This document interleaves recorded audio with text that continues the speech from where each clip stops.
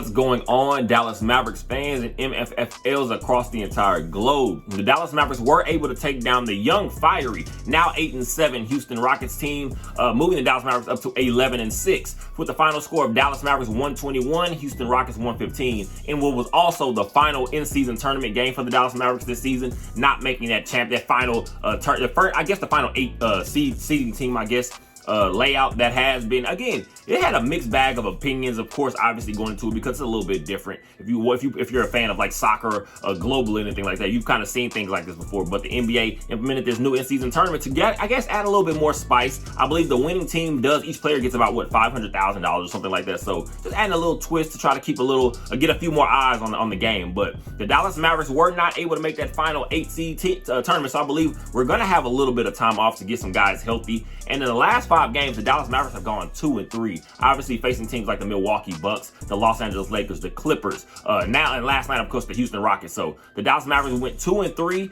and now I'm gonna say that's obviously, although it's pretty much due to some injuries. We're talking about guys having a little bit of inconsistent play who are starting off a little hot to start this season. So we're gonna have to get some of these guys back in the mix. There were some injuries to a guy, especially I'm gonna say a guy like Derek Lively. And you're looking at Jason Kidd. Of course, Jason Kidd is always going to be a polarizing coach for this team, more so over just because we're talking about first year as a full head coach for this team. We go to the Western Conference Finals. We know exactly how that went. And then we know how last season, the roller coaster of bad ride of a roller coaster was last season. So the Dallas Mavericks, of course, are going to have to find themselves. There's some solid footing because, again, the Western Conference is going to be all over the place this year. There are going to be teams at the top, teams at the bottom that are somehow, we're going to look into, obviously, let's look into just a little bit. Teams like the Memphis Grizzlies, they're going to at some point get a Ja Morant back. So you can see some of these teams are going to maybe find themselves in the mix of trying to get into at least these middle seeds. Where I see the Dallas Mavericks, of course, I can see this team being potentially a 5 seed this year, 4 or 5 seed,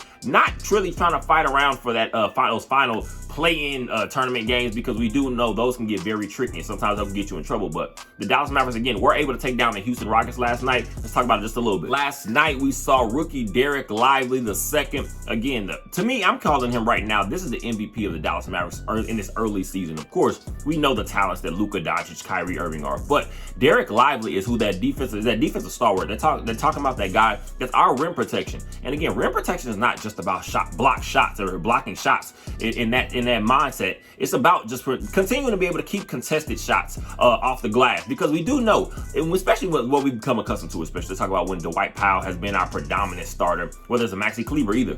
We're watching throughout the entire NBA over the last year or so, especially teams who are starting to hunt our rim at the rim because they know Dwight Powell, that's not really his strong suit. That's not really Maxi Kleber at this point in time. Of course, Maxi Kleber can be a solid defender, but he's not a shot blocker. He's not anyone that's going to keep just ball handlers out of the paint. So Derek Lively has been a major improvement. My issue with the Dallas Mavericks up to this point is still, we need someone else to partner up with the Derek Lively, because again, he is still 19 years old. He's still growing. And sometimes we're watching refs. It's not even always him. We're watching officials. They become sometimes a little bit easy. I guess you want to say light on the whistle. They're blowing the whistle, these easy little tic-tac fouls. And we're talking about with a young big man, you can kind of get his head out of the game a little bit. And sometimes that's going to get a young guy like Derek Lively into some foul trouble early. And now we're in trouble.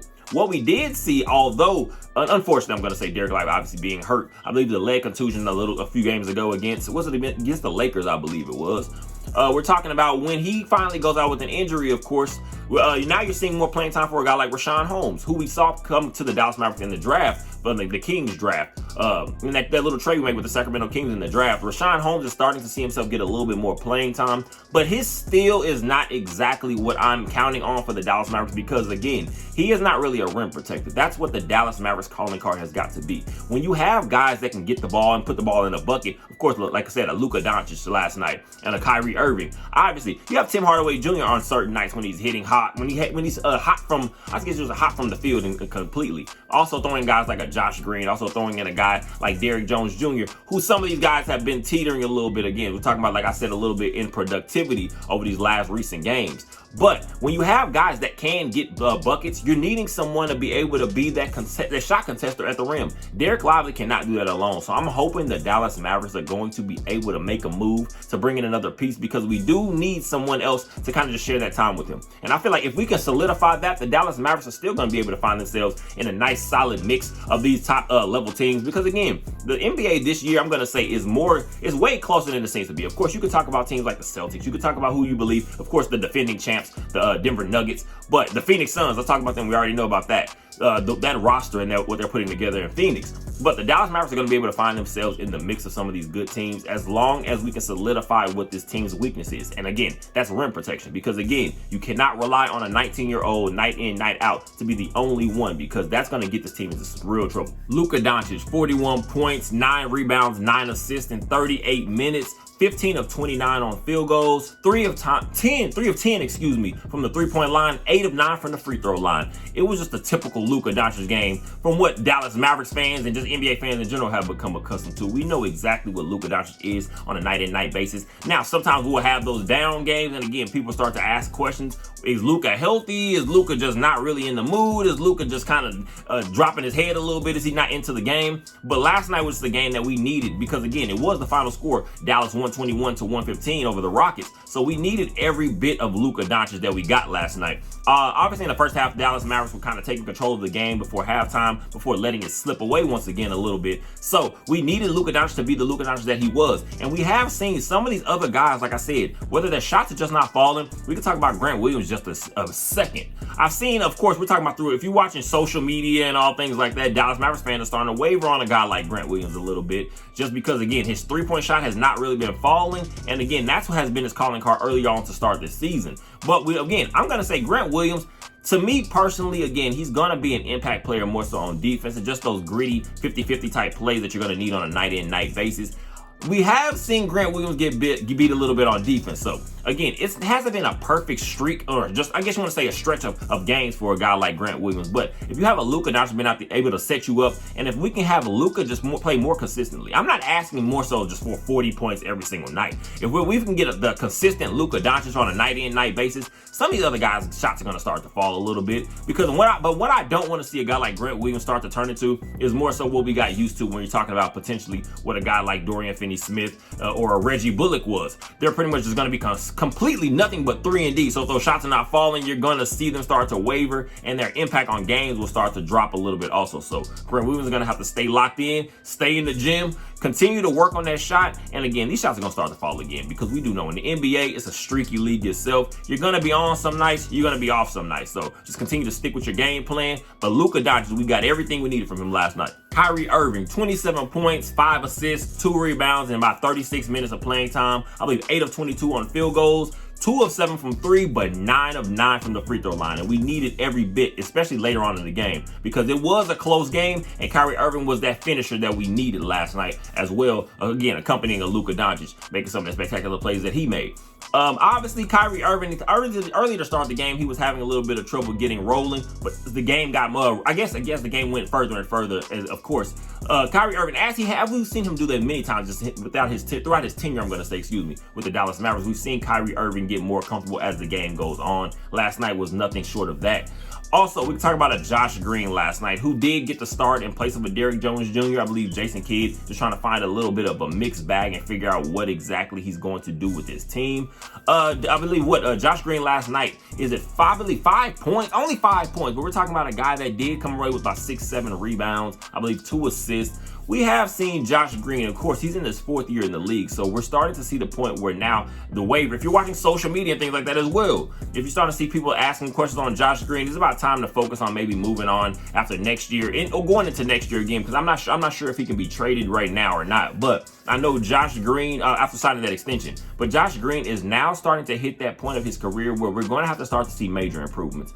He's going to be a guy that's going to give you energy. Obviously, I believe he played 30 minutes last night, taking the place of a guy like Derrick Jones Jr., who we become accustomed to being in that starting lineup. Which, me personally, that's a guy I want to see more in the starting lineup than a Josh Green. Although last night, Derrick Jones Jr. was able to get his, I believe, 15 points in about 34 minutes of playing time. But my personal opinion is that Derrick Jones Jr. just has a higher peak for this season's team specifically than a guy like Josh Green, just because Derrick Jones Jr. has that length. I can see on a night-to-night basis being able to guard a guy like Kevin Durant. Now, again, you're not talking about shutting a guy like Kevin Durant down, but I'm talking about those caliber of players. I believe he'll give a little bit more trouble just because he does have the length, in addition to the skill that he can bring on the other side of the ball. Again, on talking about our offense, just being able to be a rim cutter. And again, we see lots of times, if you're cutting to the rim, guys like Kyrie Irving, we've seen him step up a little bit more in playmaking this year and being able to control the ball while Luka Doncic is on the court. So if you have Kyrie Irving and Luka Doncic, you're going to be able to be found on that side of the ball. And Derrick Jones Jr., if we know anything, his athleticism allows him to get out into fast breaks and just easy buckets on in half-court offense. So that's a guy I was glad that we were able to see Derrick Jones Jr. still be able to put his impact on the game last night, because, again, it was all needed.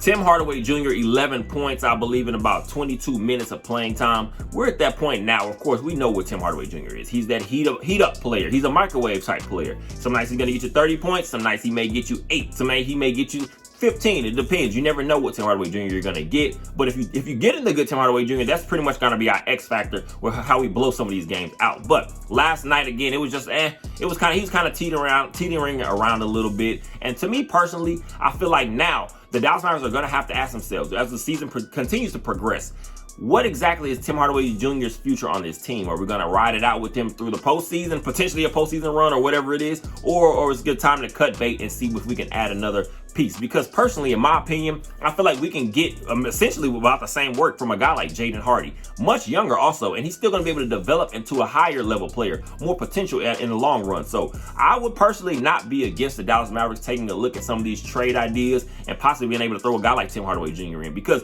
if we're talking about a necessary just contending team right now, Tim Hardaway Jr. could be the difference in what helps a real contending team with just setting in right now, being able to put them over the top potentially, or help them potentially get over the top. So Tim Hardaway Jr., again, it's the guy that we're going to be able to count on a lot of nights, but not every night. That's not a guy you're going to be potentially just clocking in every night to be able to give you the same consistent production. So we're going to also add ourselves. Also, I'm going to throw in real quick, I said a little bit, obviously, in the earlier part of the season, Dante Exum. I believe he's going to be one of those guys that we're going to look and naturally turning into a fan favorite for me personally, because he just kind of does a lot of that gritty work. I believe he is a guy that you're going to be able to say, if you're looking for that third ball handler. Now, is he a perfect player? No, of course. But we're talking about when you're talking about players that you need to play off of a guy like Kyrie Irving, a guy like Luka Doncic, and be able to come in and kind of just give them a breather and still hold down the fort. I feel like Dante Exum has done a great job for this team so far, and that's a great bonus. Also, finally, we're going to look into, honestly, the kind of the mixed bag of opinions. You have your small mix of what people can believe a Rashawn Holmes can be. Should he get much more playing time? But what we're starting to see is Jason Kidd is now starting to implement him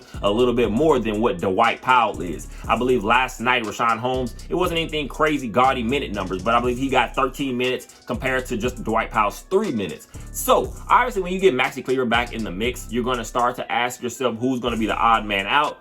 But this team right now is starting to try to somewhat settle in I guess you want to say a regular rotation. I'm glad that we're not waiting around until we're talking about, I think Nico Harrison says he likes to wait around 20 games, see exactly what this team's going to need.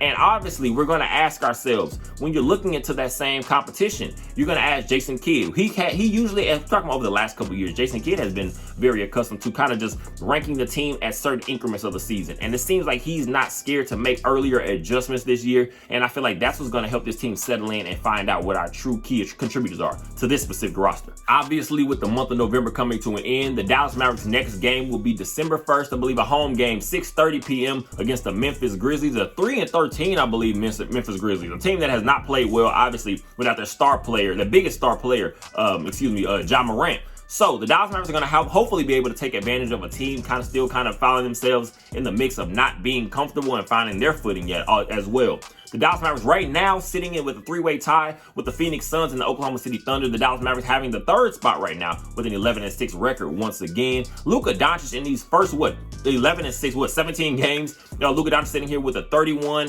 8-8, pretty much essentially stat line as you're looking at it. And Kyrie Irving behind him averaging about 24 points, about 5 assists, I believe, something like that. So we're looking at guys that are being consistent so far. You needing your main two guys, your number one and your number two guy. being able to continue to carry that load and get guys more comfortable around them. Tim Hardaway Jr. still averaging about 16.8 points. So again, those numbers are still looking nice. We're talking from the 6th man position, but we're going to have to find consistency as the season continues to go on, like I said, because again, you're going to need Grant Williams to find his shot a little bit more. You're going to need Derrick Jones Jr. to be able to find his role for this team a little bit more. You're going to need Josh Green to be able to continue to improve because he is still a young player. But again, potential has a shelf life. You can't live on potential forever. Jaden Hardy, again, that's a guy we're starting to see find himself out of the lineup a little bit, the rotation, I'm going to say, a little bit more over these last recent games. So hopefully he can find himself back in the mix. I don't really want to see Jaden Hardy be sent down to the G League again. That's going to be some some potential opportunity for him to get more playing time. We have seen O-Max Prosper being moved between the G League and the main roster multiple times already this year. So hopefully we can get some of these young guys rolling. Hopefully we can continue to look to improve this team because again, we do need another big man to team up with the Derek Lively to be that rim protection for this team. And hopefully we're going to be able to kind of continue to get ourselves I guess you want to say in more of a consistent mindset. As always, I appreciate you guys for all the support. Go ahead and like, comment, subscribe, and share. You guys' comments and likes are definitely important to the channel and I appreciate them all. And as always, go Mavs.